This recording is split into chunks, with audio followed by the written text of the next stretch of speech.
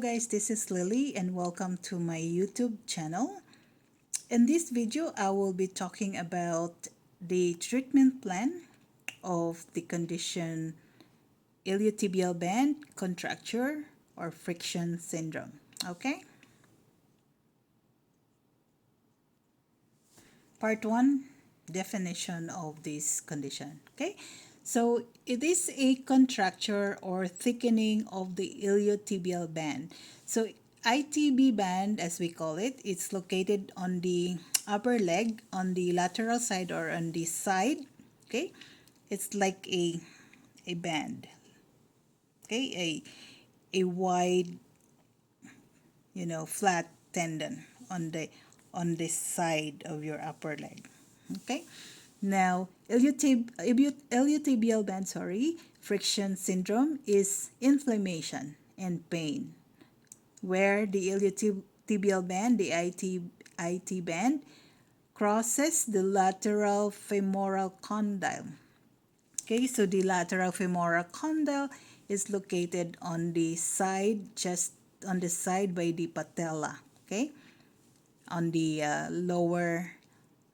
lower upper leg, the distal area on the side by the patella region, patella side. Okay, so both may present unilaterally or bilaterally.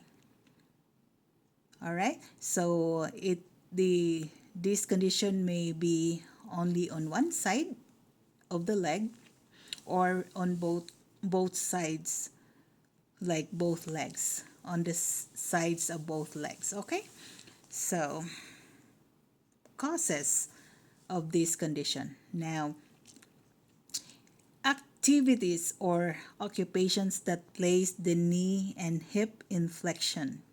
Okay, moving towards your body. Okay, allowing the iliotibial and tensor fascia lata to shorten, such as cycling. Okay, so cycling, that movement, it causes flexion of the knee and hip. Horseback riding or prolonged sitting. Here you go, guys. Running in only one direction, on a track that is sloped or bank. Who runs with pronated feet. Who wears shoes with inadequate arch supports may develop iliotibial band contracture. So these are the causes, guys. So please be mindful. Now, postural imbalances such as anterior pelvic tilt. Okay, anterior. The pelvis or the hip is rotated towards the front. Or hyperlordosis. Okay, it's common, hyperlordosis. Too much curve on the lower back, which can shorten the iliotibial band. So if you have this condition, the ITB band or iliotibial band, we call it ITB, IT band, is always shortened, okay, or contracted or tightened. Now, examples of this are a weak gluteus medius. Okay, gluteus medius is one of the inner muscle of the buttocks, okay, which will allow tensor fascia lata, the TFL. It's the upper portion, okay, of the lateral or the side of the upper leg, to tighten and pull the pelvis into an anterior pelvic tilt. Okay, a shortened rectus femoris. It's a muscle located on. It's a hamstring group of muscle located on the back or posterior side of the upper leg, which also increase an anterior pelvic tilt again, and habitual weight bearing on one leg, which shortens the opposite iliotibial band. Okay, so do not stand, habitually on one leg, because it's gonna give you abnormal, ITB shortening, right? So be careful, watch your postures or your actions, guys. Okay, there you go. So prolonged wheelchair use or bed rest, which can lead to a slow progressive contracture. Here you go, guys. So, prolong, like you're sitting on a wheelchair for a while, okay? And bed rest, you're on the bed for a long time. So, it's gonna give you this progressive contracture. The causes, so prolong, yeah, prolong, like it's too much or more time, repetitive activities where the knee and hip are flexed. Flex meaning it's the movements, the knee and hip is moving towards the head on the front, okay, such as running or cycling. See, cycling, you're familiar with this, that movement, it's the knee and hip flexion. Okay, contributing factors are poor tensor fascial lata, meaning the TFL, which is tensor fascial lata. It's the proximal or the upper portion of the lateral, upper leg, okay, by the hip joint. It's the upper portion of that ITB, iliotibial band, okay? That's tensor fascial lata muscle. Stretching procedures are and an anterior pelvic tilt. Anterior pelvic tilt, yeah. Okay, for symptoms, we have a few here, so just read on this, guys, okay?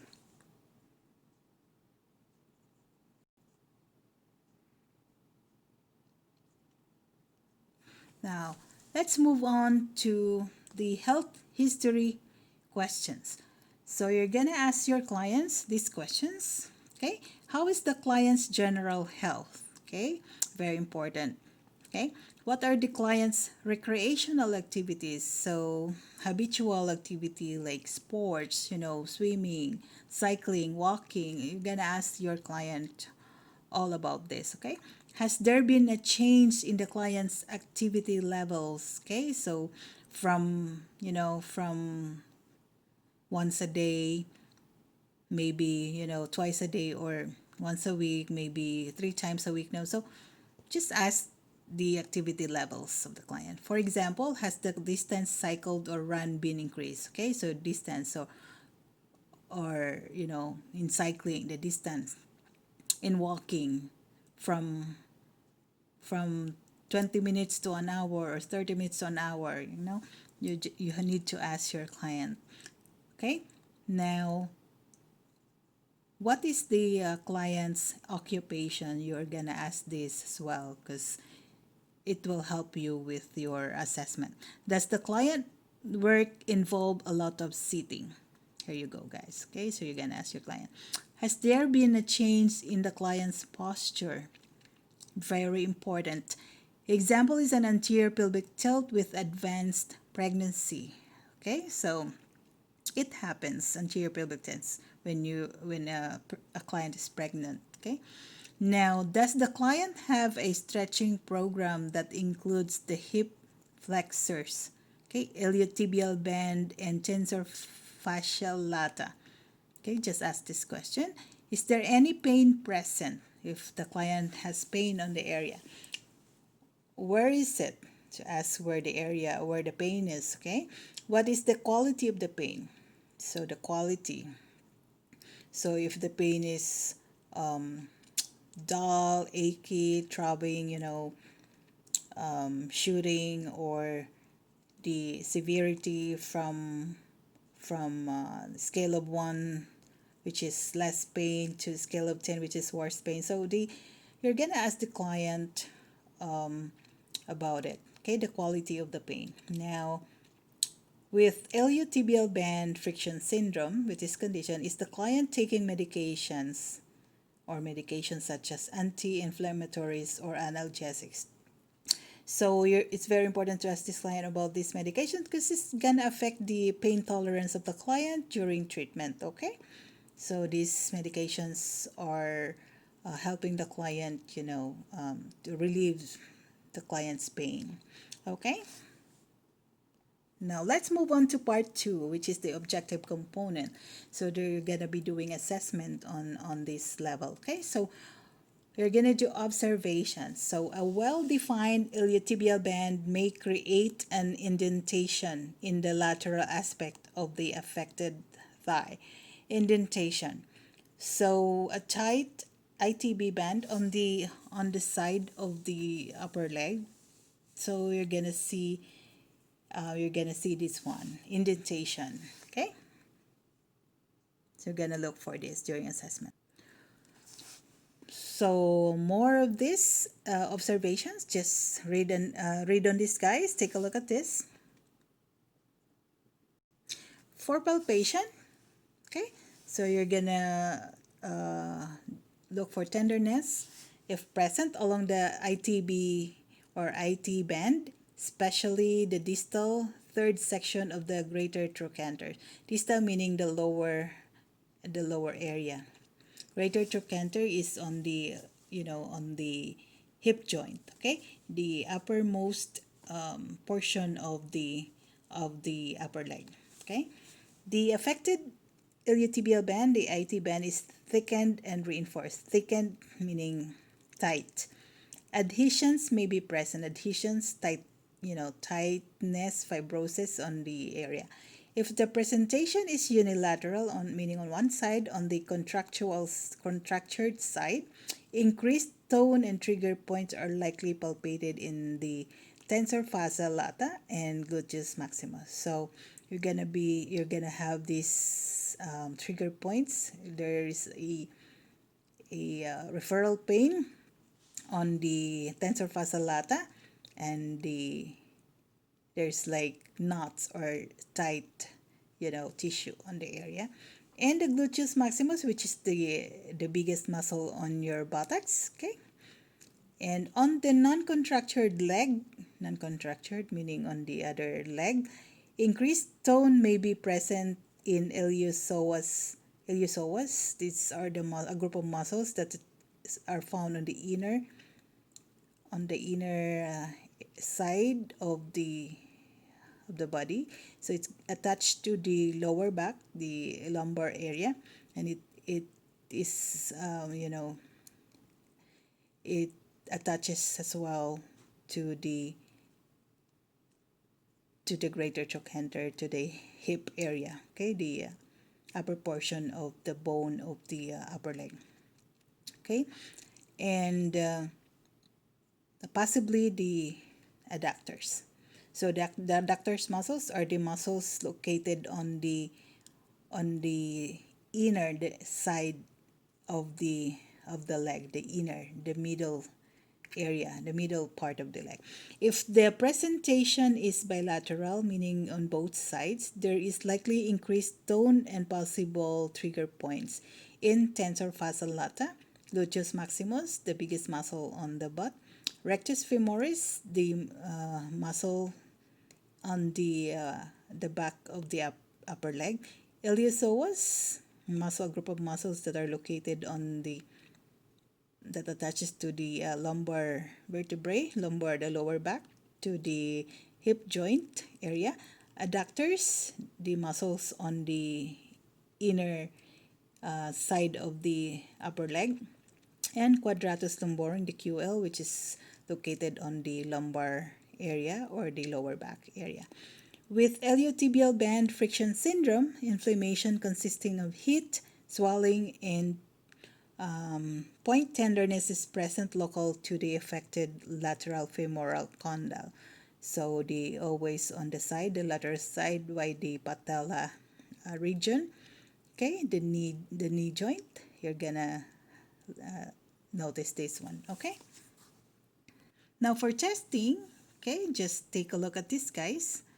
So AFROM, active free range of motion, PRROM, which is passive resisted range of motion, AR testing, active resisted testing of tensor fascia lata, rectus femoris, gluteus maximus, gluteus medius, iliopsoas, and quadratus lumborum muscles. Okay, just read on this, guys.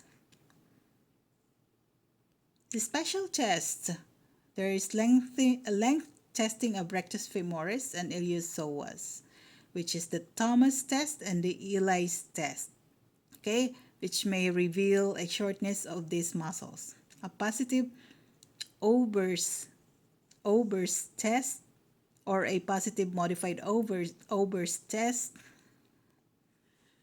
indicates a shortened tensor fascia lata or iliotibial band.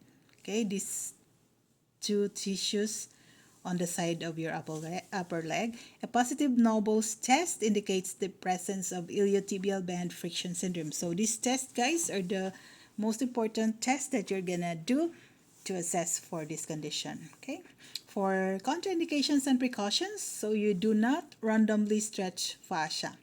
Okay, avoid this, guys. Assess the fascia and only treat areas of restriction. Okay, frictions are contraindicated if the client is on anti-inflammatory medication. So you really have to ask the question if the client before the treatment has taken any medications, especially anti-inflammatory medications. Okay. Now let's move on to the part 4, which is the treatment plan, and we'll have our goals. Okay. So there are some goals here that you need to consider, and just read on this and take a look at this, guys.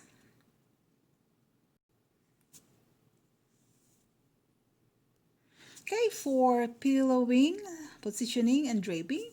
So positioning is determined by the specific structures to be treated, okay? So a side-lying position with supporting pillows under the client's knee to flex and abduct the hip, okay? Abduct, movement towards the side. Shortens the iliotibial band and tensor fascia lata, okay? These structures are therefore less taut or tight, and treatment is more comfortable for the client. Okay, take note of this position, guys. So side lying or prone position can be used to treat the low back and gluteals. Gluteals meaning the buttocks area, the buttocks muscle. Okay. For the techniques to be used, so we have a few here. Just read on this, guys.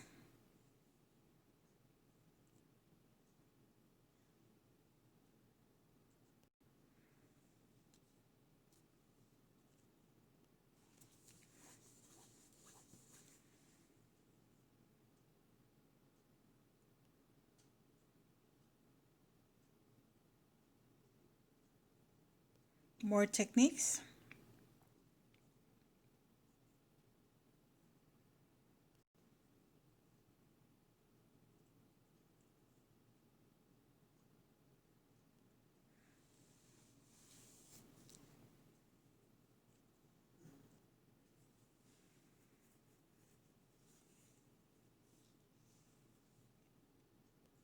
And more techniques, guys.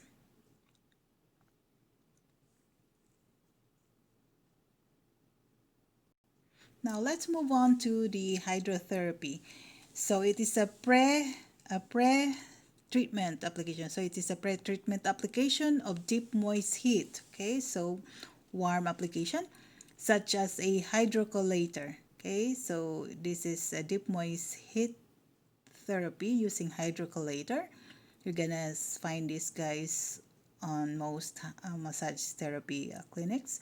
Okay, strips of cheesecloth dipped in wax are applied to the iliotibial band.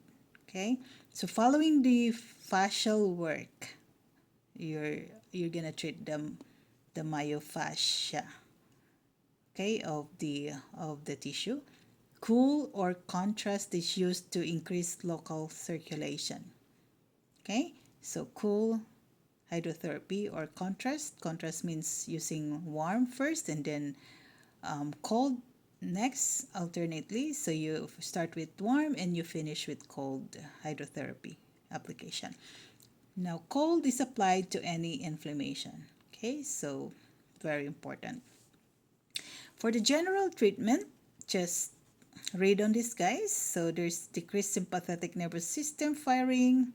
There are a few, information about it. Just read on this, guys. Okay, so there's to reduce the hypertonicity and trigger points. So tightness and trigger points, knotted area, hard tissue with referral pain. Okay, so to treat other conditions such as hyperlordosis, trochanteric bursitis if present. So trochanteric is on the greater trochanter region by the hip joint. Okay, these conditions are addressed over a series of appointments. Okay, for the specific treatment, just read on this, guys. So you're gonna reduce fascial restrictions. Just read on the information here. We have reduced any adhesions. We have reduced any inflammation. So we have to reduce this. So read on the information.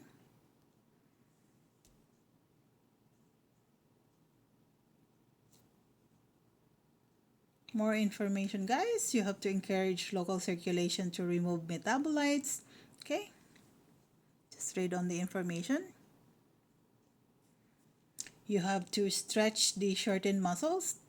You have to treat compensatory structures as well. Okay. Just read on the information, guys. Let's move on to the part 5, which is self-care plan. Okay, so you have the goals and self-care applications. So you're going to be using hydrotherapy application for self-care. Okay, so just read on the information, guys. Okay, to stretch short muscles. So information are here. Just read on this, guys. So you're gonna educate the client regarding activities. So information are listed here, guys. So just take a look at this. Now let's move on to the part 6, the treatment frequency and expected outcomes. So for the treatment frequency, you're gonna do treatment once a week for 6 weeks. Okay, at that point, the therapist should totally reassess both the client and the remedial exercise self-care. Remedial exercises are these exercises, the strengthening and stretching exercises that you have given to your client to do at home. Okay, so you're gonna assess this one. Okay, expected outcome. So the outcome of treatment depends on the length of time the contracture has existed and the perpetuating factors.